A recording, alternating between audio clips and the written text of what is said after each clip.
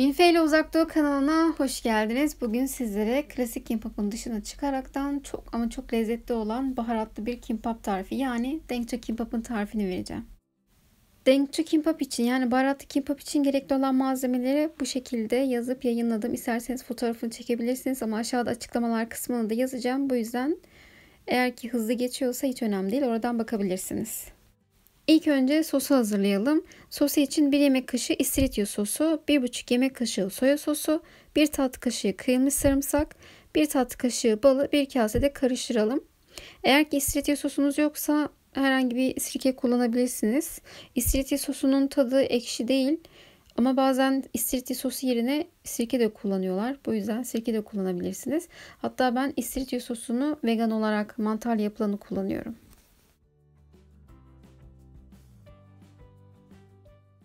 Sos hazırladıktan sonra 2 ya da 3 adet sivri bibere, 1 adet küçük boy havuca, 3 adet surimiye ve içerisinde kullanmak için damlıcıya ihtiyacımız var.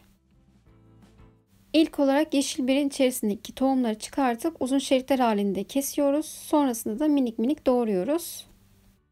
Normalde Kore'de Chongyang adında bir yeşil çili biberine benzeyen bir biber var. Onu kullanıyorlar. Onu kullanırken de 7-8 adet kullanıyorlar. Çünkü boyutu daha küçük.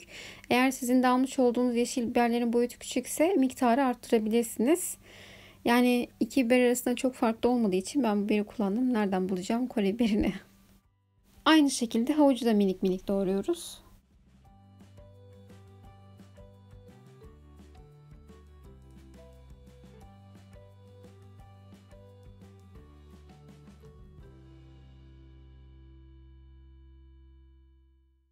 Eğer ki havucu minik minik doğramak bıçakla bir işkence olursa el mikserinde kullanabilirsiniz. Bunu biberde kullanmadım çünkü eğer ki mikserden geçirmiş olsaydım biber sulanırdı. Havuçta aynısı olmuyor. Ama mikserden geçirdikten sonra tekrardan kesme tahtasına boşaltıyorum. İçerisinde uzun parçalar kalmışsa bıçakla tekrardan şöyle üzerinden bir geçmiş oluyorum. Ki minik olsun çünkü minik olmaları gerekiyor.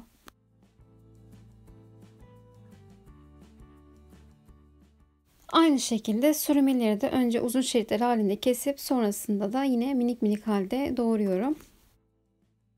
Kore'de bunu yaparken genellikle odenk yani balık kekini kullanıyorlar. Ben bu yüzden surimi kullandım. Ama bunun dışında sosis ya da salam da kullanabilirsiniz. Yine aynı şekilde minik minik doğrayacaksınız ki pilav içerisinde kavururken kimbap'ı sardığımızda büyük parçalar dökülme yapmasın. Surimi kullanmak istemiyorsanız ya da bulamıyorsanız onun yerine sosis kullanacaksanız öncesinde sosisi ince şeritler halinde kesin. Sonrasında tavada az bir yağda kavurun. Sonrasında minik minik doğrayın.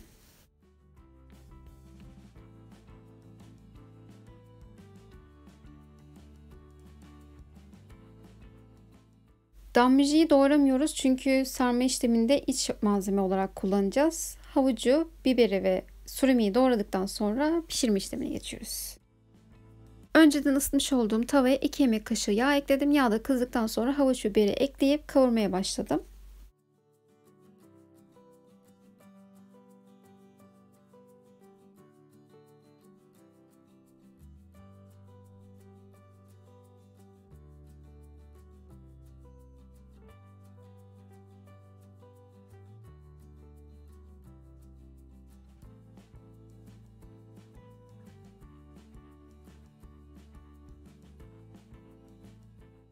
Biberle havucu tavaya ekleyip kavurmaya başladıktan birkaç dakika sonrasında surimileri de ekliyorum. Bu şekilde de 1 dakika boyunca kavuruyorum.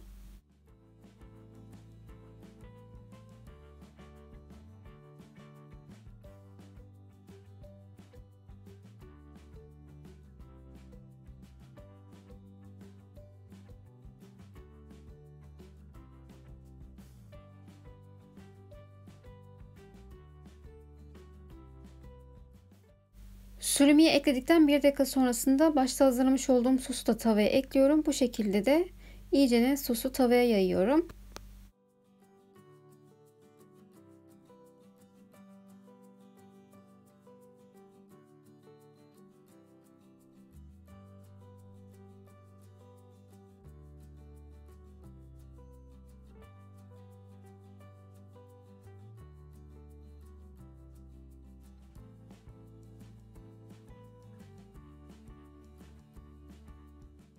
Sebzelerle sosu iyice karıştırdıktan sonra yaklaşık 2 kase pilavı tavaya ekliyorum. Sadece ekleme işlemini yavaş yapıyorum. İlk önce pilavın bir kısmını ekliyorum.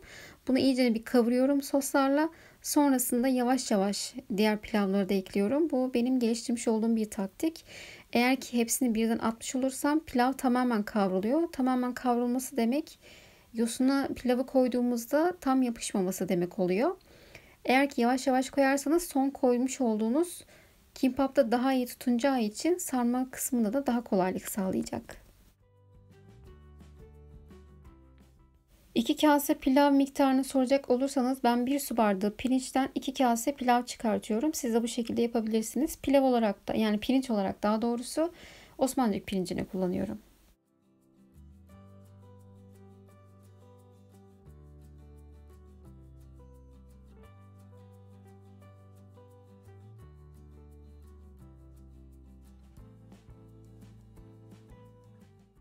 Tüm pilavları ekledikten sonra 1,5 yemek kaşığı soya sosunu, 1 yemek kaşığı susam yağını ve 1 tatlı kaşığı susam tanesini de ekliyorum. Tavanın altına kapatıp o şekilde karıştırıyorum.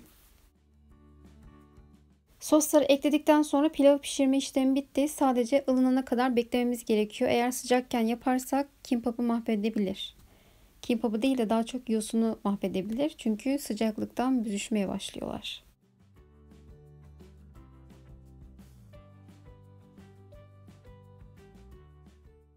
Ilınana kadar bekledikten sonra 1 adet yosuna bolca pilavı dolduruyoruz. Bu arada bunu kimbap olarak yapıyoruz ama sadece pilavını da yiyebilirsiniz. İnanılmaz lezzetli bir şey. Yani yok böyle bir şey. Ben bayılıyorum bu pilava da. Hatta kimbap yosununu içerisine de ince ince minik minik kesip doğrayıp da ekleyebilirsiniz. Hatta ve hatta yumurta da kırabilirsiniz ekstra olarak. İnanılmaz güzel bir şey. Kesinlikle yani kimbap olarak yapmasanız da eğer yosununuz olmasa da bunu bu şekilde yapın ve yiyin. Müthiş bir şey. Müthiş bir şey gerçekten. Yosunu pilavla doldurduktan sonra tabi biraz pay bırakıyorum ki sararken rahatlık olsun diye. Dambujiyi de ekliyorum ve normal sarma usulüyle sarıyorum ve kimbapımız hazır. Bu kimbapın biraz iç pilavı asi bir şey. Ne kadar az yağ koysanız da kenarlarından böyle fıştırabiliyor. Nasıl tabir edebilirim bilmiyorum ama sağdan soldan birazcık pilav taşabiliyor. Hiç önemli değil ama dilimlerken hiçbir sorun olmuyor. Dilimlerken de hemen dilimlemeyin.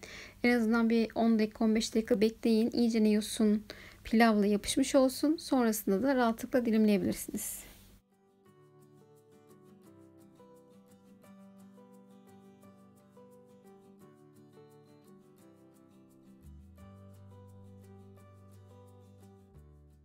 Vermiş olduğum miktarda dolu dolu pilav kullandığımız için 2 adet kimbap çıkıyor sadece. Eğer daha fazla yapmak istiyorsanız miktarı ona göre arttırabilirsiniz. Bu arada ben kimbapı iç malzeme olarak damlaca kullandım ama bunu kullanmanız şart değil. Hiçbir şey de kullanmayabilirsiniz ya da mayonezi ton balığı da kullanabilirsiniz içerisi için. Ben sadece içerisine damlacayı kullandıktan sonra sunumda üzerine bir konserve ton balığına 2-3 yemek kaşığı mayonez ekledim. İyice karıştırdıktan sonra sunum yaparken dilimlemiş oldum. Kimbapın üzerine koydum. O şekilde de çok yaygın. İnanılmaz güzel oluyor ve bu kimbapla çok yakışıyor. Ve Tengço kimbap tarifim de burada bitti. Eğer yaparsanız yorumlarda beni yalnız bırakmayın. Son zamanlarda kanalda kendimi tek başıma hissediyorum. Lütfen varlığınızı belli edin. Yorumlar yapın, beğenip kaydedip arkadaşlarınızla da paylaşmayı unutmayın. Kendinize çok iyi bakın, sağlıkla kalın.